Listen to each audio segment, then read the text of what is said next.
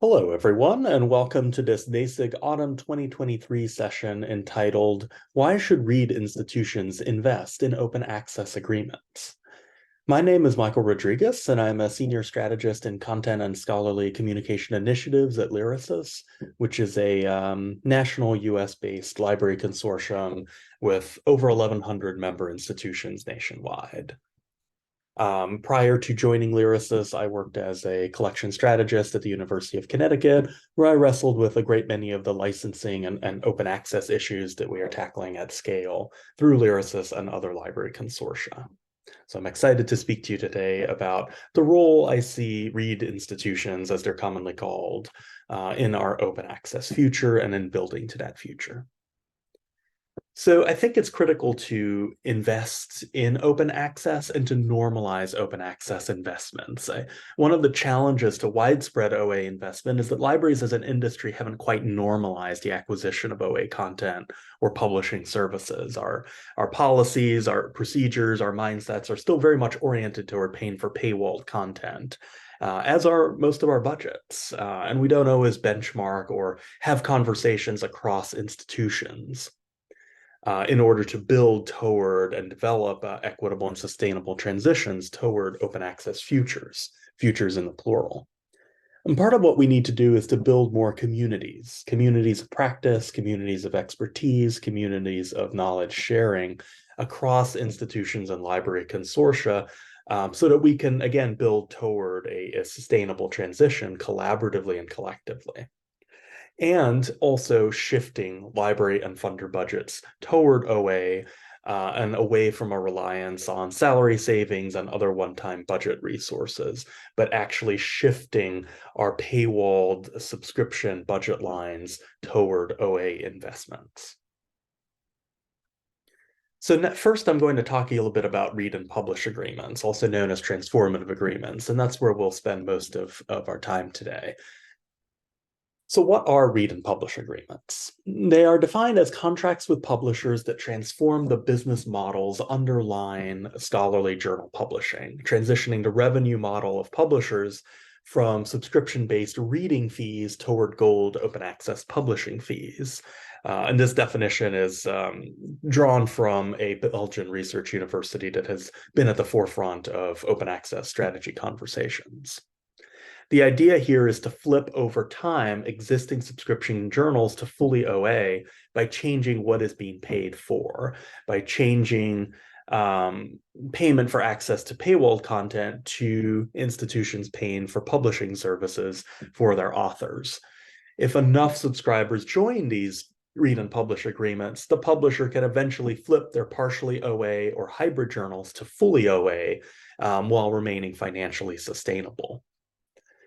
These read and publish agreements are commonly called transformative agreements, but I think probably a better term is transitional agreements, because they are intended to shift paywalled and hybrid journals to fully open access over time.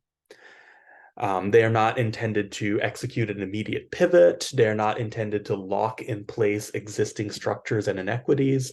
They're really intended to be transitional and to start putting cracks in the paywall in order to move toward a more open access future.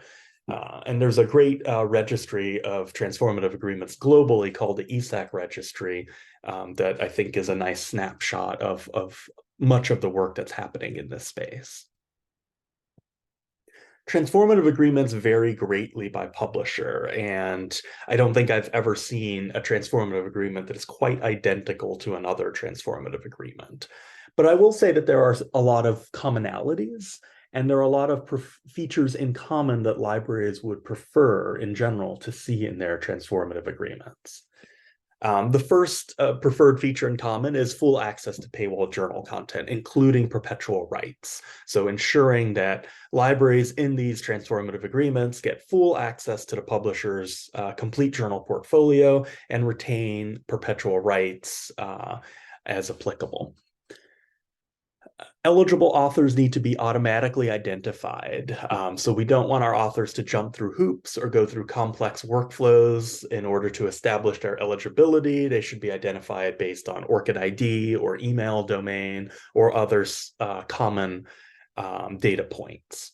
And none of these agreements should require additional labor by libraries to mediate or track or approve author submissions, particularly not if you're a read institution and you're only talking about 1 or 2 articles a year, potentially. Transformative agreements should have generous publishing caps or no caps, and preferably OA publishing should be unlimited. We don't want authors bumping up at the end of the year against sort of arbitrary caps placed on the number of publications that can come out of that institution on an annual basis. We also want these agreements to be cost neutral for the library so that they're not paying more for open access publishing than they did for subscription content. I think another important framework here is to think of revenue neutral as another goal. So while some institutions may pay less and some may pay more under an open access model, at the end of the day, the publisher should not be making additional money, generating additional profits because of the transformative agreement or of that transition to open.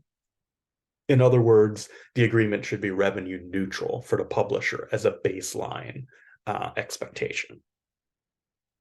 Transformative agreements should encourage use of Creative Commons licenses, particularly CC BY or CC attribution. And they should incorporate robust publisher equity policies around ensuring that authors from developing nations can publish automatically in OA on an OA basis, free of charge. And that unfunded authors from Western nations, from the US, the UK, Europe, Australia, etc., can still receive article processing charge waivers or other support to ensure that they are not shut out of the publishing process due to a lack of available funds. So what are the benefits and importance of read institutions remaining within the ecosystem and keeping their funds in the system? So this is a compelling statistic. Overall, read institutions make up 2/3 of subscribers and 1/3 of subscription revenue in the publishing ecosystem.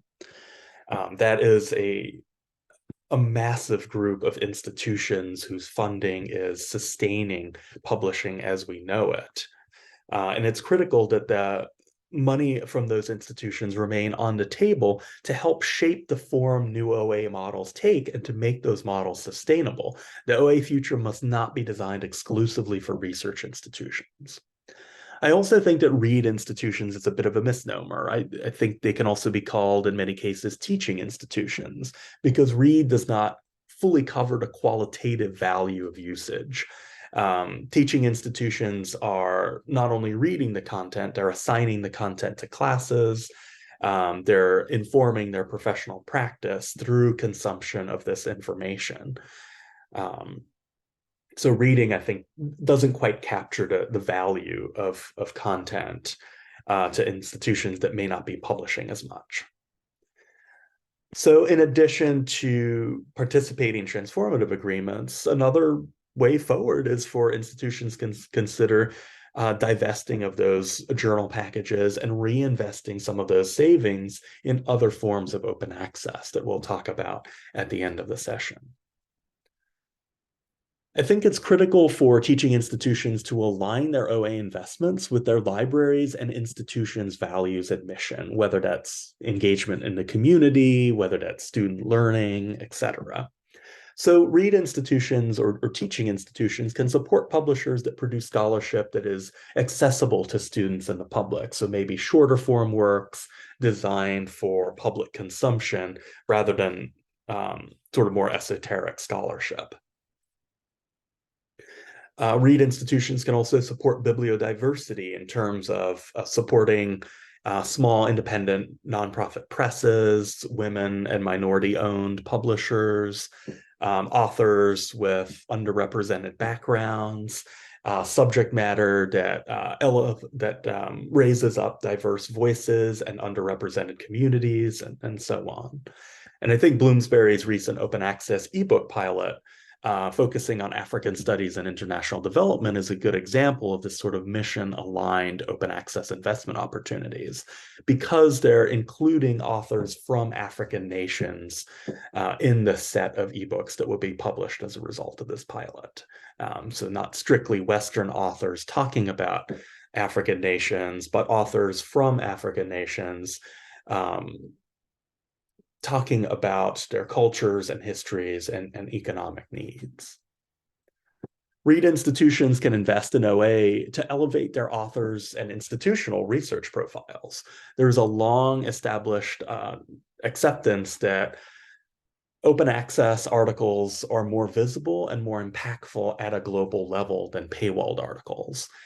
And Lyrasis recently conducted an analysis to confirm this. We looked at 10 years of article publication data for around 150 libraries participating in a Springer Journal deal. And we found that papers published OA in hybrid journals had almost 7 times as many downloads on average as paywalled articles published in those same journals during the same period. This also held true for citations. Papers published OA in hybrid journals had 3 times as many citations on average as paywalled articles did. So this is a very meaningful way for any institution to elevate the impact and visibility of your authors and of your institution's research outputs. Teaching institutions can also treat OA publishing as a value add for your subscriptions. So in this model, facilitating OA publishing becomes simply another research service facilitated by the library, not much different from adding text and data mining rights to your subscription license agreements. There is generally minimal labor and workflow implications for most libraries. Transformative agreement participants may have to supply their email domains along with their IP addresses to publishers. They may have access to reporting dashboards and so on, but really there are not significant labor or workflow implications for most READ institutions. I think also READ institutions in one discipline or publisher may be very much publishing institutions in other disciplines or publishers. I can point to one example of a private research university in New York City that publishes very little in the way of computer science and engineering, but is a major producer of research into humanities and theology and the arts. So you may be a READ institution with one publisher, and you may be a publish institution with a different publisher. And that I think is very important to highlight so that we don't generalize too much about read versus publish. I think institutions can also support all of their authors by investing in open access, including co-authors. If we look at the Lyrasis Springer data, we found that almost every institution had multiple co-authors and authors since 2014. Even the smallest college has authors or co-authors in this data set. This is also an opportunity, I think, to foster equity across disciplines and statuses. A tenured professor may have much more access to personal and grant funding to publish OA than a graduate student would, for example. And a humanities scholar may have much less access to funding than a medical faculty member, for example. So participating in transformative agreements can foster equity across disciplines and ranks in an academic setting. Transformative agreements, by virtue of Creative Commons licensing, also ensure authors automatically retain copyright to their work. So you're no longer having to go out and educate authors about author rights, and authors are no longer having to negotiate those rights with their publishers. I think there are also opportunities to gain insight into your institution's intellectual outputs to inform other library services. So by looking at this sort of very objective data set of where your authors are publishing and in what disciplines, that information can inform liaison librarian activities, reference services, collection development, and all these other aspects of library operations. Open access can foster affordable learning and open education. So investing in OA publication of content valued at your institution for teaching and learning can be truly impactful. You can look at things like usage and denial reports to assess what content is most in demand, And then you can partner with your bookstore or analyze your college syllabi to identify books and articles assigned to courses and steer your OA investments in accordance with that data. And there are a lot of tools out there, such as open syllabus analytics, to help you do these kind of analyses. So open access, from a scholarly perspective, can really feed into open educational resources and affordability initiatives on campus. There are also opportunities to expand or enhance access to content by participating in a read and publish or transformative agreement. I mentioned earlier that publishers generally allow full access, including perpetual rights, to their journal packages. So in many cases, smaller institutions can increase the amount of paywall content to which they have access by joining a transformative agreement. They can also avoid having to do the manual labor of tracking core subscriptions or perpetual rights at a title level, because they'll have access to everything in the publisher's portfolio. I think moving forward, there will also be optimizing the user experience will become a factor. I've heard some open access, some publishers looking at transformative agreements talking about having ads appear on their platforms for users who are not logged in as affiliated with an institution that has a transformative agreement. So I think there'll be user experience optimization value as well down the line. And increasingly, we're seeing publishers coupling transformative agreements with discounts on other product lines, such as ebooks, where you can expand your access more cost effectively simply by virtue of participating in a transformative agreement. Now, all that being said, transformative agreements are by no means the only mode of open access. And in fact, I feel it's critical, and Lyrasis feels that it is critical, to adopt a multi-pronged approach to open access, where we support a wide range of publishers and business models to get us to that goal of an open access future. So here are a handful of the initiatives that Lyrasis supports. These are collective action or crowd-funded open programs, many of which are widely known, such as Scope 3 and Knowledge Unlatched and Open Library of Humanities, as well as a community-driven program that Lyrasis itself has launched called OACIP. There are also myriad membership programs, subscribe to open programs, and all these different models for advancing open access in an equitable and sustainable and inclusive way that go well beyond the flipping of existing journal subscription agreements to open access. And I think it's very important for libraries to look holistically at the OA landscape when making their investment decisions. So some final thoughts. Teaching institutions can gain a range of concrete benefits through participating in cost-neutral or revenue-neutral OA agreements. And institutions all need to work together to sustain our collective OA future. This is not exclusively the responsibility of research institutions. We all have a stake in the production and dissemination of high-quality scholarship.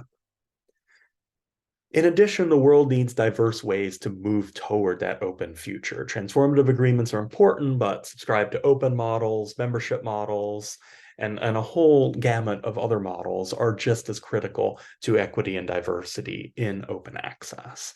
And it's important, again, as libraries to really look holistically at these models and decide which publishers and which models best align with our values and needs at the institutional level. And I'd close with a final thought that really your budget reflects your values. It's the old adage, show me your budget and I'll tell you your values. And I think that as we transition toward our budgets toward open access investments, the alignment between library budgets and library and institutional values will become much clearer. I welcome any questions you may have for me, and feel free to reach out to me at michael.rodriguez@lyrasis.org. Thank you for your time and your interest.